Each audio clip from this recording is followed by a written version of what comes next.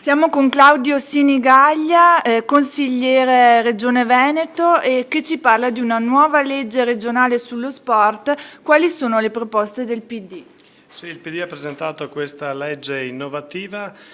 dal 92 che non si parla più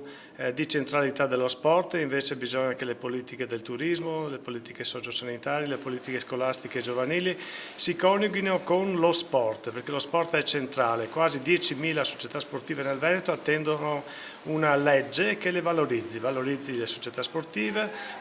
valorizzi il volontariato sportivo, valorizzi i tanti impianti che ci sono in modo tale che ci sia una diffusione omogenea nella regione degli impianti sportivi. Per questo attueremo la Carta Etica dello Sport, il Piano Triennale dello Sport, la Consulta dello Sport e una novità assoluta, la Palestra della Salute. Una novità assoluta, per la prima volta in Italia ci sarà una legge che riguarda appunto chi, pur